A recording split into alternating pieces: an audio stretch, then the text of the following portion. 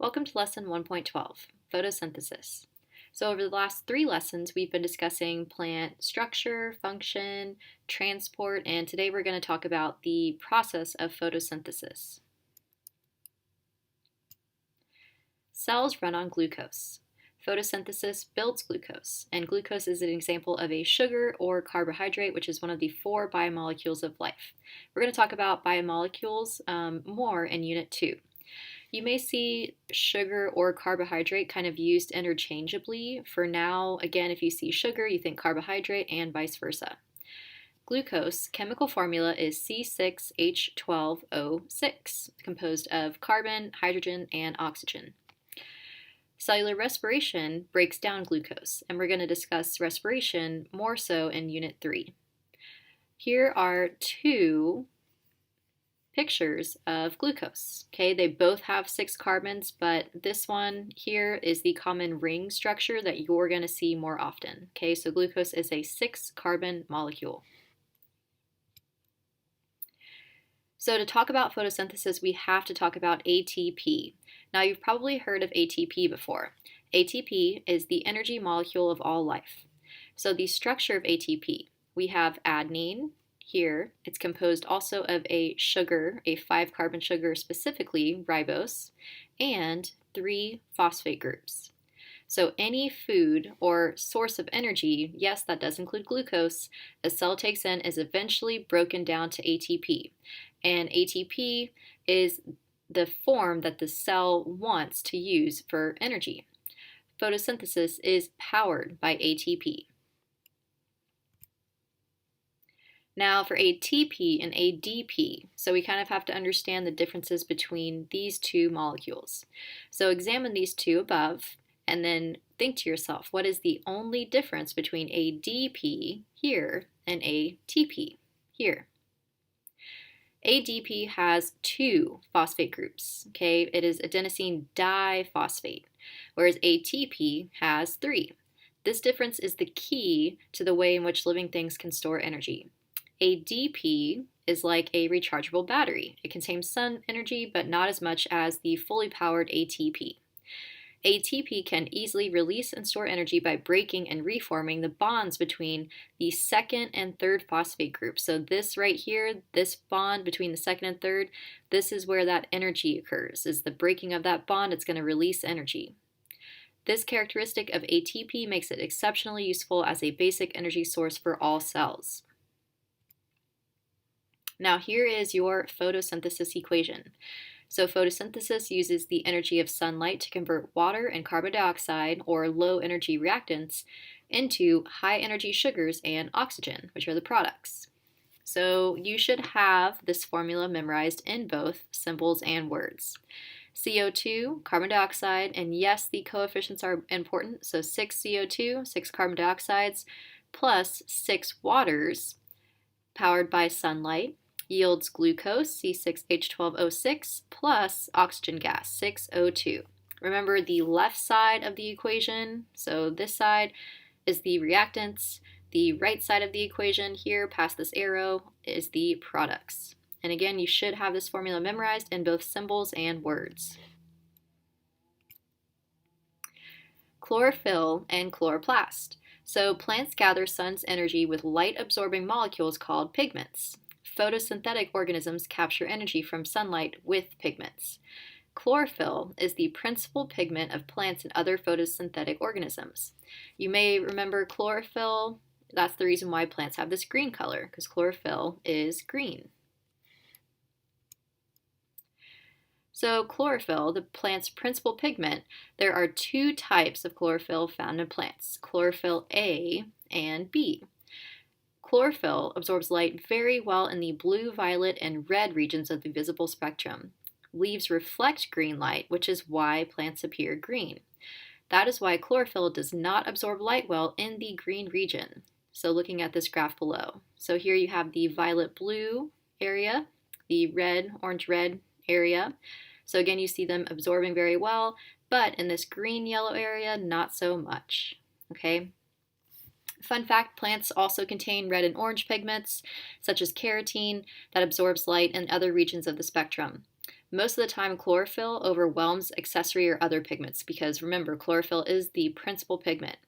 As temperatures drop late in the year, the chlorophyll molecules will also break down first, and that's going to leave the reds and oranges of the accessory pigments more visible. So that's why we see the leaves change by season. Chlorophyll and chloroplast. Photosynthesis takes place in the chloroplast. We had the term chloroplast back in lesson 1.9, so you should know this vocabulary term already. It is the organelle found in cells of plants and some other organisms that captures energy from sunlight and converts it into chemical energy. So it's the site of photosynthesis. Chloroplast, we're going to look at the structure a little bit more closely, contain an abundance of sac-like membranes called thylakoids. Here, these are interconnected and rearranged in stacks called grana. So here is showing a stack of them, grana, whereas one is one thylakoid. The fluid portion of the chloroplast outside of the thylakoid is known as the stroma. So basically all this space in here, this fluid area, is the stroma. Now a reminder, every year this gets really confusing. Stomata, the singular was stoma, is the pore found on leaves that allows for gas exchange, whereas the stroma shown here is located within the chloroplast. So stoma and stroma only has a one-letter difference, so make sure to write that down and not get those terms confused. Energy and electron carriers. So here, we're going to look at this molecule NADPH, which is known as a mobile electron carrier. Electron carrier is a compound that can accept a pair of high-energy electrons and transfer them along with most of the energy to another molecule. So kind of think like high-energy electrons like a hot potato. You have to have an oven mitt or a carrier to transport it. NADP+, and no, you do not have to know its full name, very, very long, NADP+, accepts and holds two high-energy electrons along with a hydrogen ion, H+. So here in this simple graphic, it's kind of showing NADP+, here being the truck or the carrier. It's accepting those, it's going to carry them, and it's going to push them into the Calvin cycle, which we're going to talk about momentarily. Okay? The NADPH can then carry high-energy electrons that were produced by light absorption and chlorophyll to chemical reactions through the cell. These electron carriers are going to be very important as we break down photosynthesis even further. So even if NADPH, this seems kind of confusing, at the end of the day, you just need to understand that it is an electron carrier. Now we know the overall photosynthesis equation. Okay, we talked about that a couple slides ago. But now we're going to get more into the details of photosynthesis. So photosynthesis happens in two phases. The light-dependent reaction, which is a set of reactions that use energy from light to produce ATP and NADPH. So for that phase, you're thinking that is the energy capture phase. And the light-independent reaction, which is also known as the Calvin cycle, and you can use those two terms interchangeably. That is the set of reactions that uses energy from ATP and NADPH to build high-energy sugars. So think to yourself, that is the energy storage phase. Both phases take place within the chloroplast, right? Both phases are still photosynthesis. But the light-dependent reaction here occurs in the thylakoids. Okay, they contain proteins that organize chlorophyll into photosystems. A stack of thylakoids is also called a granum or grana. Okay, we talked about that already. The light-independent reaction, or Calvin cycle, occurs in the stroma here. Okay, remember that's that fluid-like portion outside of the thylakoids. Now, phase one. Okay, so looking at this, this is that part that may seem a little confusing at first, okay, but we're going to talk through it. So, the light reaction. It takes place, light hits, takes place in the thylakoids. Sunlight is absorbed and is going to produce energy. Okay, so that is why this is called the light-dependent reaction, because you have to have light to get energy. NADP plus and ADP that were already in the cell are now going to be converted into ATP, high energy, and NADPH, also high energy. Okay, so light, water, you had NADP plus, your electron carrier, already in the cell, and ADP. Once light hits, you're going to get high energy, NADPH, and ATP. Water is required in these reactions as a source of electrons and hydrogen ions. So water goes in, and then oxygen is released as a byproduct. Okay, so that is the first phase. Now, phase 2 is the light-independent reaction, or the Calvin cycle. Again, you can use these two terms interchangeably. So it takes place in the stroma, or the region outside of the thylakoids. ATP and NADPH molecules produced in the light-dependent reaction here, right, we just got those from the light-dependent reaction, are used to produce high-energy sugars, or glucose, from carbon dioxide. So carbon dioxide is absorbed from the atmosphere. The two sets of reactions work together to capture energy of sunlight and transform it into energy-rich carbohydrates. So CO2 goes in, your sugar and carbohydrates, also known as glucose, is going to go out. Okay, so again, carbon dioxide goes in, NADPH and ATP from your light-dependent reactions are going to power to produce glucose, and then you're going to end up getting back to your NADP plus and ADP, so back down to your lower energy products. Okay, now a few details. This is the part where this is only if you're curious. You will not be quizzed. As a matter of fact, if you want to fast forward through the next couple slides, totally up to you. Okay? So the light-dependent reactions use energy from sunlight to produce oxygen and convert ADP and NADP plus into ATP and NADPH. So we knew that, right? That was what we just talked about.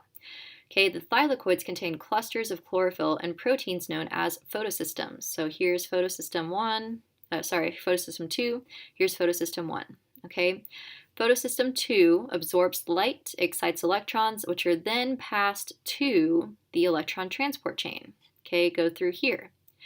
Okay, the electron transport chain is a series of electron carrier proteins that shuttle high energy electrons during ATP generating actions. Once they pass through the ETC here, photosystem 1 is then going to absorb more light. Okay, it's going to use the energy from light to re-energize these electrons, and then NADP plus molecules are going to pick up electrons and hydrogen ions, which are then going to be converted into NADPH. Okay, last, ATP is formed from ADP through a protein called ATP synthase. And it's almost like a turbine that spins using the power of hydrogen ions. So this is that turbine that spins, and as that spins, it's actually going to produce ATP from ADP by adding an extra phosphate group. Okay, now details on the light-independent reaction. Again, this is only if you're curious. You will not be quizzed. You do not have to know this information. If this is confusing, you can skip past this. So the light-independent reactions use energy from ATP and NADPH that was produced from the light-dependent reactions to produce high-energy sugars. So here, okay, carbon dioxide enters the cycle from the atmosphere. 6 CO2 molecules from the atmosphere are combined with other carbon molecules. And for every 6 carbon dioxide molecules that enter the cycle, a total of 12 3-carbon compounds are produced. And then here, at mid-cycle, 2 of the 12 3-carbon molecules are removed. And these molecules are then used to create other molecules that the cell needs. So basically, this mid-cycle is the precursor to your sugars, compounds, really glucose. And again, your power here came from the light-dependent reactions. That's the only reason why this reaction can run. Now, for a quick summary.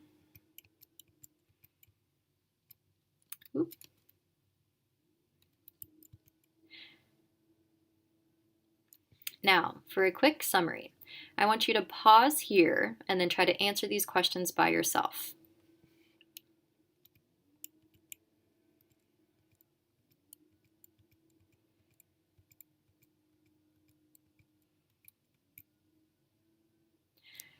So now we're going to go ahead and review.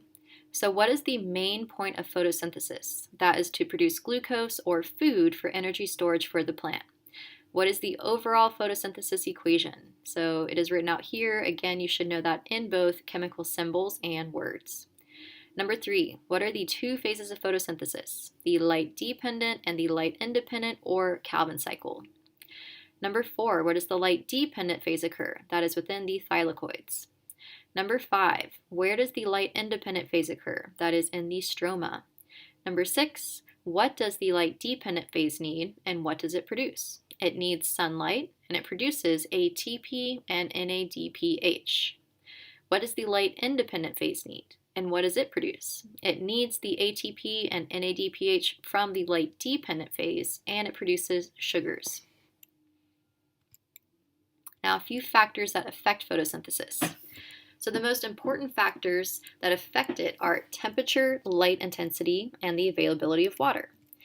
So for temperature, the reactions are made possible by enzymes, which we're going to talk about a lot more in Unit 2, but enzymes is essentially power reactions, and these enzymes function best between 0 to 35 degrees Celsius. High light intensity can also increase the rate of photosynthesis. After the light reaches a certain level, the plant reaches its maximum rate. Water shortages can slow or even stop photosynthesis. Plants that live in dry conditions often have waxy coatings that reduce water loss. And if you recall, what was that waxy layer called? So think for 1 second. Okay, so that waxy layer was called the cuticle, right? And it was produced by the dermal tissue. So there are plants that can still undergo photosynthesis in extreme conditions. However, they have adapted to function in that environment. There are two major groups of specialized plants. They are called C4 and CAM plants. And if you'd like to do more research on them, please feel free.